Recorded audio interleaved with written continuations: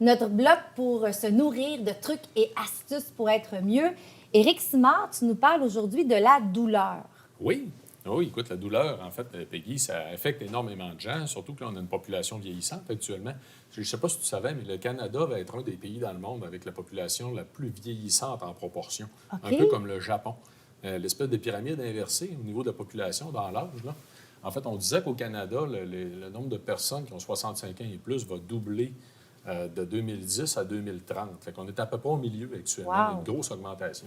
D'où probablement tous les problèmes de société qu'on vit, là, dont la pénurie de main-d'œuvre, entre Oui, autres, entre les autres. problèmes, les hôpitaux bondés. Mais c'est quoi tes trucs? Donc, les petits bobos, comme tu les appelles, les toumalous? Tamalou. Tamalou? Tamalou. En fait, c'est que, oui, les problèmes de douleur, c'est bon, c'est quand même très varié. C'est ce qu'on va voir le plus souvent, c'est des problèmes d'articulation, c'est des douleurs aux articulations, les problèmes d'arthrose, d'arthrite, la goutte, entre autres, qui sont donc les problèmes des douleurs aux articulations les plus fréquentes.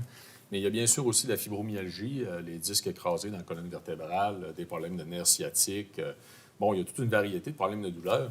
Ce qu'il faut savoir, c'est que de façon générale, c'est des problèmes qui sont reliés à l'inflammation. Il y a beaucoup de facettes des saines habitudes de vie qui s'appliquent, là. Autant la question de toute la gestion de l'inflammation, qui, elle, dépend de plusieurs des habitudes de vie, que la question aussi de la gestion du stress puis du sommeil, qu'on a déjà parlé ensemble, Oui. qui, elle aussi, va affecter à quel niveau on ressent justement la douleur. Fait que, c'est sûr que d'un côté, on peut donc avoir des produits qui vont gérer la douleur. Nous, on a développé justement Vitali Articulation, qui est basé sur, entre autres, la griffe du diable, mais suite à une analyse de la littérature scientifique qui a été effectuée par un chercheur du département de médecine de l'Université de Toronto. Oui. Il a conclu à la dose qu'on utilise basée sur 12 études cliniques. Donc, c'est beaucoup de science. 12? Oui. C'est l'antidouleur puis l'anti-inflammatoire naturel le plus efficace. Les gens qui répondent à ça, là, c'est vraiment extrêmement efficace. Qu'est-ce que ça a comme effet sur le corps? Ça va réduire à la fois les problèmes d'inflammation et les problèmes de douleur. Au niveau de la douleur, c'est donc un antidouleur, un peu comme si on prenait de l'ibuprofène, si on veut. Sauf que c'est naturel. Mais c'est naturel. Puis au niveau de l'inflammation, bien, ça dépend des gens, mais dépendamment de la problématique, j'ai déjà un monsieur qui m'a... c'est un exemple intéressant. J'ai un monsieur qui m'a écrit pour me remercier, qui me dit que ses pieds avaient changé de couleur. Wow! Le Il avait monsieur très avait mal, tellement là. d'inflammation dans les genoux, en fait, au niveau des articulations, là, que ça nuisait à la circulation sanguine. Fait que, il y avait les pieds bleutés continuellement, ils sont redevenus roses. Écoute, c'est... Wow! Fait que, il y a des gens qui vont gagner, entre autres, en motricité au niveau des articulations. Fait que ce qui est important de savoir pour la douleur, outre justement l'usage d'un produit de qualité comme Vitali Articulation, c'est faire attention à l'alimentation. On a beaucoup de données, et j'en parle en fait sur le blog de Vitali, entre autres, on va donner les grandes lignes là, de l'alimentation anti-inflammatoire versus à quoi faire attention, parce que, bon, la consommation d'alcool, les sucres raffinés vont augmenter l'inflammation, la consommation de viande, entre autres la viande rouge avant tout, va augmenter le problème d'inflammation, la malbouffe en tant que telle. Donc ça, c'est à faire attention. Il y a le microbiote, si on y fait attention, ça peut mettre toutes les chances de notre côté de réduire les processus inflammatoires, la qualité du sommeil, l'activité physique.